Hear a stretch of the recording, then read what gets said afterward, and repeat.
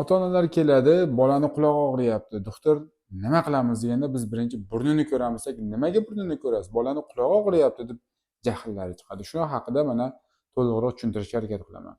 Bolani qulog'i og'rishi birinchi o'rinda burun sabab bo'ladi. Chunki burun bitadi yoki bola quloq og'rishidan oldin bir hafta 10 kun ichida shamollagan bo'ladi. Bu yerdagi infeksiya burunda orqasida Yevsaxiy kanalini ochiladigan teshigi bor.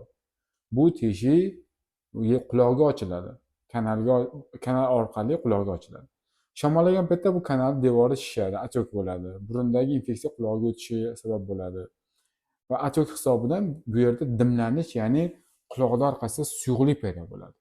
Bu suyuqlik to'planib chiqib ketayotgan yo'l topolmasdan oxiri quloq pardani shishiratib, quloq pardani teshib tashqariga chiqadi. Aslida bu parda tekis, mana orqasi qop-qora, eshik suyakchalari yaxshi ko'rinib turgan holatda, sog'lom holatda bo'lishi kerak.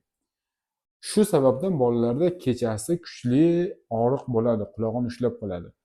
Shuning uchun bu paytda birinchi qiladigan ishimiz burunni tekshirish va burun sanatsiyasi hisoblanadi.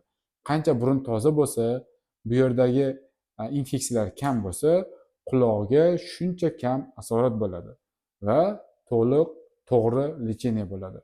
Yosh ota-onalar buni bilishi shart. Shuning uchun bu videoni maksimal yosh ota-onalarga, yosh bolasi bor, yosh bolalar bilan shug'ullanadiganlarga tashlab qo'yinglar.